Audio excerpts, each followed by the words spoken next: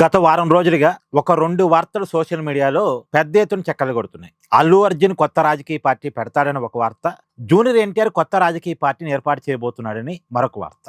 Junior NTR విషయంలో అయితే ఒక అడుగు ముందుకే వెళుతుంది చర్చ. జూలై 18వ తారీఖున ఆయన ఒక ఎన్జీఓని ఏర్పాటు చేయబోతున్నాడని, ఆ ఎన్జీఓనే రాజకీయ పార్టీ పెట్టడానికి మొట్టమొదటి పునాది అని, తర్వాత ఆ ఎన్జిఓని రాజకీయ పార్టీగా మార్చబోతున్నాడు అని, ఎలాగైతే విజయ్ చేశాడో అలాగే జూనియర్ ఎన్టీఆర్ చేయబోతున్నాడు అని. ఇది జమీన్ రైతు అనేటువంటి పత్రికలో వచ్చిన తర్వాత ఈ వార్తకి వాల్యూ పెరిగింది. ఎందుకంటే గతంలో సీనియర్ ఎన్టీఆర్ రాజకీయాల్లోకి రాబోతున్నాడు అని చెప్పినటువంటి వీక్లీ ఎడిషనే ఇప్పుడు జూనియర్ ఎన్టీఆర్ కూడా రాజకీయాల్లోకి రాబోతున్నాడని చెప్పడం వల్ల ఒక వ్యాలిడ్ వార్తగా దీన్ని మనం చూడాల్సి వస్తుంది. సో జూనియర్ ఎన్టీఆర్ కి రాజకీయాల్లోకి రావాలనే కోరిక అయితే ఉంది. ఇప్పటి నుంచి కాదు, 2009 ఎన్నికలకు ముందు నుంచి ఉంది. 2009 ఎన్నికల్లో తెలుగుదేశం పార్టీ తరఫున జూనియర్ ఎన్టీఆర్ ప్రచారం చేశారు. తెలుగుదేశం పార్టీలో తనకి ఒక స్థాయి వస్తుందని జూనియర్ ఎన్టీఆర్ ఆ రోజుల్లో ఆశించారు. ఆ రోజుల్లో 10 రోజులు ఎన్నికల ప్రచారం చేశారు. నిజానికి నెల రోజులు ఎన్నికల ప్రచారం చేయాలి షెడ్యూల్ ప్రకారం అయితే, కానీ 10 రోజుల తర్వాత ఆయనకి ఒక యాక్సిడెంట్ అయింది. ఖమ్మం జిల్లా పాలేరు దగ్గర ఒక యాక్సిడెంట్ అయింది. యాక్సిడెంట్ కావటం వల్ల ఆయన హాస్పిటల్లో అడ్మిట్ కావాల్సి వచ్చింది. అయినా సరే హాస్పిటల్లో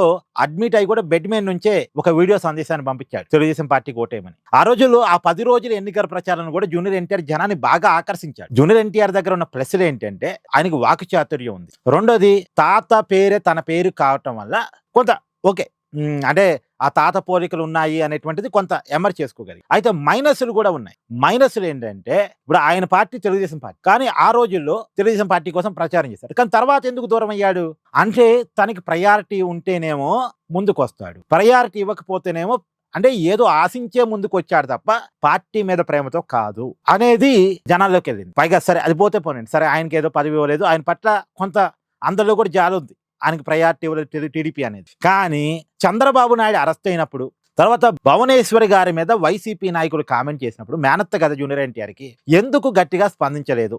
భువనేశ్వరి గారి మీద కామెంట్ చేసినప్పుడు జూనియర్ ఎన్టీఆర్ స్పందించాడు, కానీ ఏదో నామకే వాస్తిగా స్పందించాడు. అలా స్పందించడం అనేది టీడీపీ క్యాడర్కి ఏమాత్రం నచ్చలేదు. పైగా చంద్రబాబు నాయుడు గారిని అరెస్ట్ చేసినప్పుడు అసలు స్పందించలేదు. ఇది కూడా టీడీపీ క్యాడర్. ఎందుకంటే ఎన్టీఆర్ అభిమానులు ఎక్కువగా టీడీపీ వాళ్ళే, నందమూరి అభిమానులే ఎన్టీఆర్ అభిమానులు. నందమూరి అభిమానులంతా టీడీపీ వైపే ఉంటారు మేజర్గా, మొత్తం అని నేను చెప్పను, మేజర్గా. కాబట్టి ఇది ఎన్టీఆర్ వైఖరి కొన్ని విషయాల్లో టీడీపీ క్యాడర్కి, నందమూరి అభిమానులకి నచ్చలేదు. పైగా ఎన్టీఆర్ శత జయంతి ఉత్సవాల్లో జూనియర్ ఎన్టీఆర్ పాల్గొకపోవటం కూడా నందమూరి అభిమానులకి నచ్చలేదు. సో నందమూరి అభిమానులకి జూనియర్ ఎన్టీఆర్కి మధ్య గ్యాప్ పెరిగిన మాట కొంత వాస్తవం. టీడీపీ క్యాడర్కి జూనియర్ ఎన్టీఆర్కి గ్యాప్ పెరిగిన మాట వాస్తవం. ఆ గ్యాప్ను కూడా జూనియర్ ఎన్టీఆర్ కావాలని కోరుకున్నాడు. నేను సపరేటు, నేను ఇండివిజువల్ అని చెప్పుకోవడానికి జూనియర్ ఎన్టీఆర్ ట్రై చేసినట్టుగా కూడా ఉంది క్లియర్గా. అంటే గ్యాప్ తగ్గించుకోవడానికి జూనియర్ ఎన్టీఆర్ వైపు నుంచి కూడా ఏం ప్రయత్నం జరగలే, గ్యాప్ పెంచుకోవడానికే ప్రయత్నం చేసుకున్నాడు. నేను సపరేటు, నేను ఇండివిజువల్ అని చెప్పుకోవడానికి ట్రై చేశాను. కాకపోతే చాలా మంది చెప్పే మాట ఏంటంటే, సరే జూనియర్ ఎన్టీఆర్ గారికి ఏ పదవి ఇచ్చినా ఇవ్వకపోయినా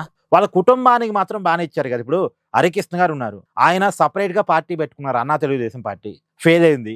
ఫెయిల్ అయినా సరే తెలుగుదేశం పార్టీలో జాయిన్ అయితే, తెలుగుదేశం పార్టీలో పొలిట్ బ్యూరో సభ్యుడు ఇచ్చారు, రాజ్యసభ సీట్ ఇచ్చారు, ఇంకేమి ఇస్తారు అంతకు మించి.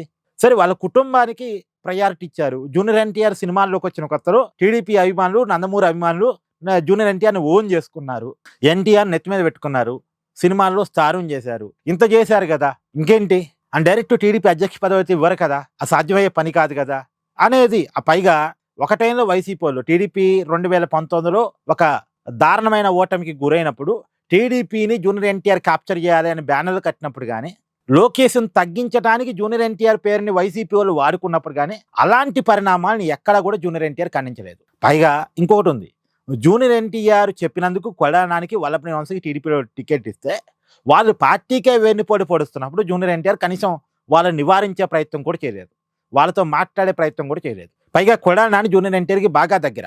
మరి ఆ కొడానాని చంద్రబాబు నాయుడు గారిని, చంద్రబాబు నాయుడు కుటుంబాన్ని ఇష్టం వచ్చినట్టు తిట్టినప్పుడు కూడా దాన్ని జూనియర్ ఎన్టీఆర్ కనీసం ఖండించలేదు. సో ఇలాంటివి జూనియర్ ఎన్టీఆర్ మీద ఉన్న కంప్లైంట్స్. సో ఇలాంటి జూనియర్ ఎన్టీఆర్ ఇప్పుడు పార్టీ పెడితే ఎవరు ఆ పార్టీని ఓన్ చేసుకోవాలి?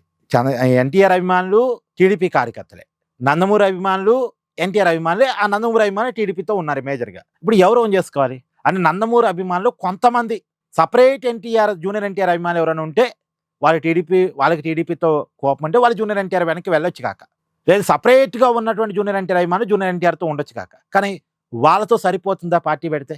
వాళ్ళు సరిపోరు. అయితే ఒక పొలిటికల్ వ్యాక్యూమ్ కావాలి. పైగా ఇప్పుడు జూనియర్ ఎన్టీఆర్ పార్టీ పెట్టినా, లేదు బీజేపీలో చేరి బీజేపీని పికప్ చేద్దాం అనుకున్నా కానీ అది వర్కౌట్ అయ్యే పరిస్థితులు కావాలంటే ఒక పొలిటికల్ వ్యాక్యూమ్ కావాలి. ఆంధ్రప్రదేశ్ రాజకీయాలు 90% కూటమి వైపు అండ్ జగన్ వైపు ర్యాలీ అయి ఉన్నాయి. ప్రధానంగా టీడీపీ వైసీపీ వెనకాల మేజర్ ఓట్ బ్యాంక్ ర్యాలీ అయి ఉంది. అందుకనే పవన్ కళ్యాణ్ కూడా అనుకున్నంత స్పేస్ దొరకలే పొలిటికల్గా. ఇప్పుడు జూనియర్ ఎన్టీఆర్ వచ్చిన పొలిటికల్ స్పేస్ ఎక్కడి నుంచి రావాలి, ఎక్కడి నుంచి దొరకాలి? 2 స్ట్రాంగెస్ట్ పార్టీలు బలంగా ఉన్నాయి. టీడీపీ బలంగా ఉంది, అదే అపోజిషన్లో వైసీపీ ఓట్ బ్యాంక్ పరంగా 40% ఓట్ బ్యాంక్ మన ఎన్నికలు చూపించుకుంది. వాళ్ళు కొంత బలంగానే ఉన్నారు, స్ట్రాంగ్గానే ఉన్నారు. ప్రతి జిల్లాలో వైసీపీ క్యాడర్ ఉంది, జగన్ని గుడ్డిగా అభిమానించే ఓట్ బ్యాంక్ ఉంది. సో 2 పార్టీలు స్ట్రాంగ్గా ఉన్నాయి. 3వ పార్టీగా కూడా పవన్ కళ్యాణ్ ఎంతో కొంత స్ట్రాంగ్గా ఉన్నారు, జనసేన పార్టీ. కొన్ని జిల్లాలో అయితే బలమైన స్ట్రాంగ్ ఉంది. సో ఈ పొలిటికల్ స్పేస్ని వీళ్ళంతా ఆక్యుపై చేస్తున్న సమయంలో జూనియర్ ఎన్టీఆర్ వస్తే ఎక్కడ స్పేసు? పొలిటికల్ స్పేస్ కావాలి. ఆ పొలిటికల్ స్పేస్ ఉన్నప్పుడే జూనియర్ ఎన్టీఆర్ పార్టీకి అవకాశం. ఇప్పుడు సీనియర్ ఎన్టీఆర్ పెట్టినప్పుడు కూడా పార్టీ పెట్టినప్పుడు ఎన్టీఆర్ గారికి చరిస్మా ఉంది, పొలిటికల్ స్పేస్ ఉంది. కాబట్టి అప్పుడు వర్కౌట్ అయింది. ఇప్పుడు కాంగ్రెస్ వ్యతిరేక ఓటు బ్యాంక్ అంతా కూడా తెలుగుదేశం పార్టీ వెనక్కి ర్యాలీ అయింది, ఎన్టీ రామారావు వెనక్కి ర్యాలీ అయింది. అప్పుడు కాంగ్రెస్ మీద విపరీతమైన కోపం, ఆ కోపంలో ఎన్టీఆర్ పార్టీ పెట్టాడు. మళ్ళీ ఎన్టీఆర్కి విపరీతమైనటువంటి క్రేజ్ ఉంది, చరిస్మా ఉంది. సీనియర్ ఎన్టీఆర్ రాముని చూసుకున్నారు, కృష్ణుని చూసుకున్నారు, దేవుని చూసుకున్నారు ప్రజలు. సో కాబట్టి వర్కౌట్ అయింది. కానీ ఇప్పుడు జూనియర్ ఎన్టీఆర్ కూడా చరిస్మా లేదని నేను చెప్పను. సీనియర్ ఎన్టీఆర్తో పోల్చడంలే కానీ ఎంతో కొంత జూనియర్ ఎన్టీఆర్కి కూడా చరిస్మా ఉంది. కానీ పరిస్థితులు అనుకూలించాలిగా, పొలిటికల్ స్పేస్ కావాలి అంటే ఈ ఎన్నికలకైతే ఉండదు. జూనియర్ ఎన్టీఆర్కైనా అల్లు అర్జున్కైనా 2029లో జగన్మోహన్ రెడ్డి దారుణమైన పరాజయానికి గురైతే ఇక జగన్ వెనకాల ఉన్న ఓట్ బ్యాంకు జగన్ని కాదు అనుకున్నప్పుడు, జగన్ వెనకాల ఉన్న నాయకత్వం జగన్ని కాదు అనుకున్నప్పుడు అప్పుడు జూనియర్ ఎన్టీఆర్కైనా అల్లు అర్జున్కైనా అవకాశం ఉంటుంది. సో అంతిమంగా జరగాల్సింది, వీళ్ళు పార్టీలు పెట్టాలంటే పొలిటికల్ స్పేస్ క్రియేట్ కావాలి అంటే ఇప్పుడు జగన్మోహన్ రెడ్డి గారు కొంత ఇబ్బందుల్లో ఉన్నారు రాజకీయంగా, ఆ ఇబ్బంది పెరగాలి. పొలిటికల్గా జగన్మోహన్ రెడ్డి గారు కిల్ కావాలి. అప్పుడు మాత్రమే సాధ్యం. అల్లు అర్జున్కైనా అప్పుడే సాధ్యం, జూనియర్ ఎన్టీఆర్కైనా అప్పుడే సాధ్యం. ఇప్పటికిప్పుడైతే పార్టీ పెట్టిన వృధా ప్రయాస. వాళ్ళు ఎమ్మెల్యేలుగా గెలవడం కూడా కష్టమైంది. పార్టీని గెలిపించుకోవడం పక్కన పెట్టేస్తే వాళ్ళు ఎమ్మెల్యేలుగా గెలవడం కూడా కష్టమైంది. మనం తమిళనాడులో విజయ్ వీళ్ళకి ఆదర్శం అండి. విజయ్కి పొలిటికల్ స్పేస్ వచ్చింది. ఎందుకు? జయలలిత చనిపోయి ఉన్నారు, అన్నాడీఎంకే లేదు, అన్నాడీఎంకేలో నాయకుడు లేడు, ఆ పార్టీ ముక్కలు చెక్కలైపోయింది.